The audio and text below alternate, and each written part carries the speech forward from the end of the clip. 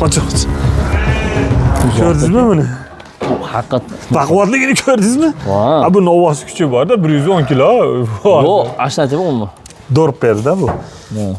Qizig'i, qo'ylardan nima qolsa ham shu yeyapti-da. Hurmatli obunachilar, bu dorper zoti, buni kelib chiqish zoti Avstraliya qo'ylari bilan Afrika qo'ylarini chachishtirgan to'ppa-to'g'ri.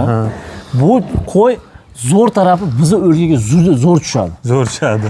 Iqlimga, bu qurg'oqchilikka ham juda chidaydi va sovuqqa ham juda chidamli qo'yda bu.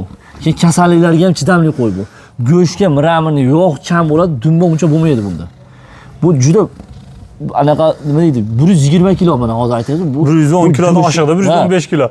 O'shanda ham buni kichkina qo'y yugurib kelyapti deb shatu-sho'da ag'darib tashadi-yu. Bu miramir deb bo'ladi. Bu baquvvat 110 kilo. Talxiz bo'ladi.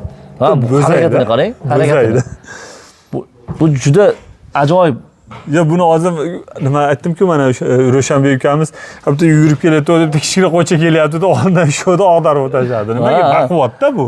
110 kilolik qo'yda bu. Mana bo'ynilari ham qayerdan topsa bo'ladi, naqsa qanday ashnasalardan. Ha, endi ko'p to'g'risi pahlavon to'g'ri gapirdingiz shu gapni. Juda ham ko'pchilik Azizbek hozir buni ham sorti bor. Ha. Hali elitasi bor, o'rta elitasi bor, chachishib, yovaylashib ketgani ham bor. Yo'q, endi haligi jicha nimalari ham bo'lar ekan. Bu haqiqiy tozasi. Masalan, mana hozir shu turishiga 110 kilo. Masalan, buni baxtsiz 130 kilogacha chiqadi. 140 kiloligini ham qo'ydim-ku. Tozasi. Buni ham sorti sekin chachishib ketaverar ekan. Haligi nimasi bo'ladi, mana har xili bor ekanda, endi sekin buni ilmini o'rganyapmiz. Hozir sirazi bir narsa deyalimiz to'g'risi. Ke'olib. Buni hurmatli obunachilar, go'shtga, xudo bo'rdoqiga boqadigan odamlarga ko'paytirib boqib. To'shini ko'rsating, to'shini oldin. Mana hozir aytayapsiz, hamma qo'ydan oshganini ham yo'radi deyapsiz. Nimani o'zi yeyapti? Qo'y. Xudo xolasa bunga hozir endi men o'zimni seleksiyamni nimasida hozir Mongoliyadan qo'y kelyapti-ku. Mongoliya. Shuni irg'ochilardan qo'shib ko'rmoqchiman bir 5 taga.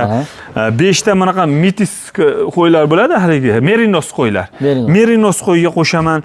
Har xilidan qilib bir 15 ta qo'yga qo'shaman deb Qo'chqorini ate Ramin ukamiz berdi bizga buni. Ramindan oldik. Mana xudo xolasa demoqchiman, ko'paytiramiz endi. To'shi ham kengligini qarang buni. Bu haqiqiy tozasi, Ro'shanbek. Mana to'shni qarang. Oldinda ko'tarinchi Azizbek, bir to'xtang. To'xtang bir ko'taring. Ko'tarinchi. Kelingchi. Og'irlik. Og'ir o'zini jasadi. Ko'pchilik ko'rib turib uni kichkina qo'y deydi. Hozir Ro'shanbek ham yugurib kelyapti, bunda evshayman deb ko'rdingiz, ag'darib tashadi. Baquvvatda bu. Zo'r. Joylang joyiga. Uzoqjon aka, mana hozir qayerdan kim buni ko'paytirayotgan kim buni O'zbekistonda? Buni ko'paytirayotgan endi ko'pchilik aholida ham bor.